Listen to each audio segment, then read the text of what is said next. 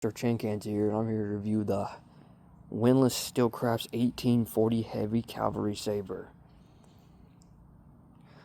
So, Windlass does have a, their reputation, QC mostly in their fitment. I heard their blades can be overly bendy, whippy, shit like that. That's me putting my weight into it. Mine's fine. It seemed that the heat treat came out pretty good. That's me not putting my weight on it. It's not, has resistance. I can feel the resistance in the blade. So, heat treat seems pretty damn good. I've been whacking this post I did it yesterday. And I'm going to do it today, but I'm going to film it this time. Me doing it. And you can see, hitting it. And I'm having this post removed anyway, so it doesn't really matter. But yeah, it's held up pretty well. The only problem I have with the blade is it's not centered. I'm pretty sure that is not centered. Pretty sure it's supposed to be aligned with this. And you can see how off that is to my thumb. Yeah, it's not centered. But it's holding up pretty damn well. You can see how many times I've hit this thing. It is not... Nothing's rattling, nothing, man. And that's... it varies sword to sword, so I'm going to shut up and start hitting this thing. Yeah, let's see.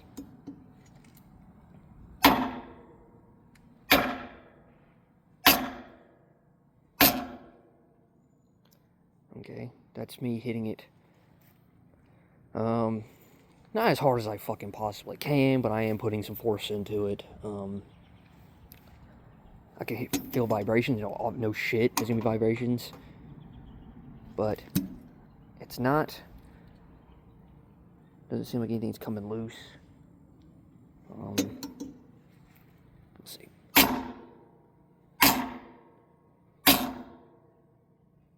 Yeah, literally nothing.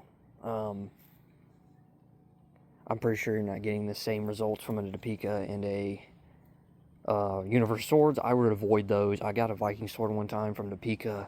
Fitment was awful. Pommel was sideways. The crossguard wasn't aligned with the blade. It was all over the damn place. I gave that thing away for free. But yeah, it seems this thing ain't bad. If you want a better sword, here's the thing. If you want a better sword, you're going to have to pay more. Like LK Chan sells like 1860 like Calvary Sabers. But they're probably like $500. They're probably going to be like $500. But yeah, that's just the truth of anything. If you want something better, if you don't want to worry about if the blade's heat treated properly, the fitment and all that, LK Chan or anything higher, just gonna have to. That's what you're gonna have to do. Windlass, like, they sell higher, more expensive blades. But $200, people buy their $200 swords, and you get what you pay for. That's just the truth. That's me putting my weight into it, by the way.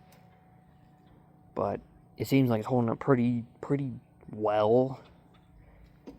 The blade is straight, you can see. Blade's straight, just blade's not centered. That's my only problem with this blade. And everything else is pretty good, I would say.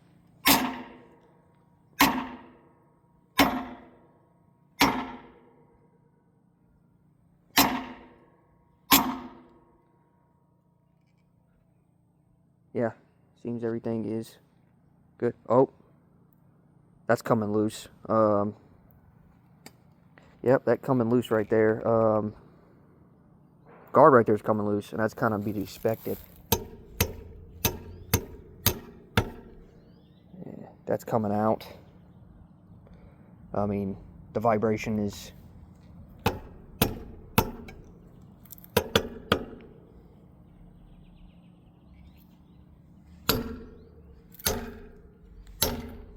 Trying to get it back in, and it's going back in. But you can kind of see what you're gonna be getting. It is coming loose. It's not failing or anything. It's just that it came loose a little bit, came out. But I see nothing else really shifting on this sword. But but it's not a failure. Honestly, I don't consider that really a failure. It just came loose, and you can just force it back in by just hitting it. But yeah, I mean, are you going to be having that problem with LK Chan? Fuck no, probably not. But LK Chan's like, what, $200 more than this?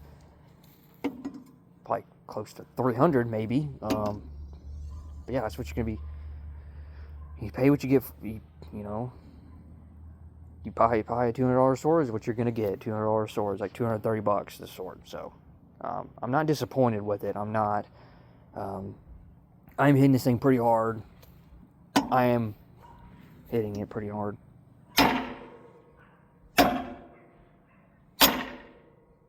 Yeah, I am whacking it. Yeah, this thing's coming loose right here. It's coming out. You can see. Yeah, there it goes. Goes right back in. But yeah, some of the brass you can see isn't amazing. But, you know, the thing I said before, you get what you pay for. But yeah, I don't hate the blade. I don't. It's just, you know, it is what it is. It thing rusts like crazy. I'll say one thing, man. Like, I haven't even really used this thing hardly. I have oiled it. It would show. See, there's rust. And I cleaned this thing yesterday, and it's already rusting. It's because you're fucking getting shit all over it. You know, oil on your hands. Do not touch the blades with your bare hands or rust. Shit like that. I don't know if that's rust right there. I don't know. I'm gonna have to clean this again. Let me give it a couple more good hits, and I'll talk about, price points. Really, let me hit it 3 more times. 1, 2, 3. So, give it a good one. Yeah, just gotta do that again. Get back in. It's not all the way in. Kinda, you can see. But yeah, you know, if you want to, I was thinking about getting a Shingunto Universal, but I bought it at Pika, and I was very disappointed in it. It was awful fitment. If that's what you want to display, you can do that. I would honestly buy Universal. They look better in every way than a Pika, but they're not really functional 100%. Now, Cold Athena will say, "Oh, they're battle ready." I'm like, well, I've heard a lot of instances of them falling apart and them not being heat treated properly, and people just using them from the display and saying, "I'm not using this sword." In my personal experience with the Pika, it's not been good. And I've heard a lot of bad things about them just not heat treating, using crappy materials. I mean, that's what you're going to be paying for. You're going to be paying for not very good shit at that price point. I mean, you can make something good, but it's not going to be stylish or nothing. It's going to be very plain. You know, this thing's held up pretty well. You can say what you want, but this thing is, you know, you can get good blades from Windlass. Don't get me wrong, you can. I've gotten good blades from Windlass, and this seems like a pretty good blade. I'm whacking the shit out of this thing, and this ain't the only time I've been hitting this thing. I'm telling you right now. I did it yesterday, probably for like 10 to 15 minutes hitting this thing, so this thing's held up pretty damn well. Yeah, it's coming loose right there, but I just hit it back in. I mean, it's not that big of a fucking deal. The blade's nothing's coming loose. The paint job is pretty good. Painting's pretty good. You know, of course, the blade's not centered. Pretty sure it's supposed to be centered with, you know, right here. And you can kind of see it's not. But it's still functionable. It still works. It still, you know, cut and do its job. I'm impressed with this blade. But I'm impressed with this blade doesn't mean you're going to get the same product. That's one thing I would say. You don't know what you're going to be getting with Windlass. They're the best out of India. They are the best. If you want a blade that's like $200, fucking Windlass all the way. If you get a good sword like I did, I would say this is a pretty good sword. Me whacking the shit out of it. I whacked other things. I whacked don't know how thick of a stick. I found a stick that wasn't all the way rotted, and I beat it up a little bit, and it survived. Cleaned it up yesterday after beating shit out of this thing and hitting this post and all that crap. It has not come loose at all. I'm impressed. I would say it's pretty good. Would a Pika do that? No. Would Universal Swords do that? Fuck no. Universal would fall apart because I feel like those are more for display. But if you're gonna buy out of any of the Indian companies, it's gonna be Windlass. Cold Steel, I don't know. I never owned a Cold Steel. Don't know. Never owned one. So I've heard mixed things about them though. Heat treat problems. I've seen some guy bought like a 1796 like British Calvary sword, and it was not heated. It was not heat treated at all. Really, it was super whippy and bendy, man. Way too much give. He was doing this, and it was looked like a sheet of aluminum. It was bad, but but be mindful. You're paying $200 something, dude.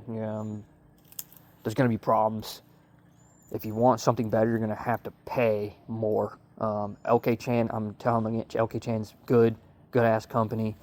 I recommend their swords. I know people who own their swords, and they're pretty damn good. They're like Calvary Saber. You look up on YouTube, nothing but good stuff about it. Nothing but praise for LK Chan. It's just the fitment and everything better because you're paying more. That's just how it is. And they seem to know what they're doing too. That also is a thing. Sometimes it doesn't matter how much it is. You may get a lemon sometimes if they don't keep their QC on the wraps. But Windlass can have QC problems. They can make a batch of swords that are really good, and the next batch, oh god, it's fucking ass. That is common. That's a thing. I think recently they are kind of, maybe last year or something like that, I've heard more bad things about them, QC and all that. But you can see this blade. I think I've had this blade for a little bit. It wasn't recent. I think I bought this thing like a year or two ago, but I just haven't gotten around to really doing anything with it. Really, I haven't sharpened it. These do come dull because India, Windlass can't export them because of Indian law. It can't be over a certain length and be sharp and be exported. They can't do that. But yeah, I'm impressed. I like that. I like this sword. I'm going to probably sharpen it and actually do some cut tests with it. But yeah, it has survived me. Whacking some dense shit with a sword will immediately, that thing will either break, fall apart, or something. What I've done with swords, what I've seen and heard, go get like a fucking 2x4 and whack it with your, obviously, if you really want to test something, hey, this thing's kind of pretty cheap, like $200, I'm gonna go test it out and see if it holds up. That's pretty much what I want to do with this, because this thing's so cheap. I'm like, okay, this thing survives. If this thing survives, it survives. If it doesn't, it doesn't. That's just how it is. I need something I can depend on, not for fucking any scenario. I have guns.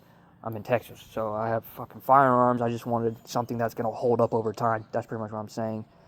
I'm not gonna charge at an intruder with this thing. I'm not gonna fucking defend my house with a fucking cavalry sword. But I'm just saying I wanted to hold up over time. But I've been rambling for a little bit. But it's your choice. It's your money. Use it how you want it. Spend what you want. I don't give a shit. You can go buy it at a Pika all you fucking want. If you wanted a Pika, go get it at a Pika. If you want a Universal Swords, you go get a Universal Swords. But don't expect a shit ton of quality. Just don't expect that. Don't go into it and say, oh, this sword's gonna be badass. No. Probably be flaws. There's gonna be problems. It's just how it goes. Even Windlass has problems. Even you can see mine. Fucking blade ain't even centered. But it holds up pretty damn well, I would say. But that's pretty much it, guys. See ya.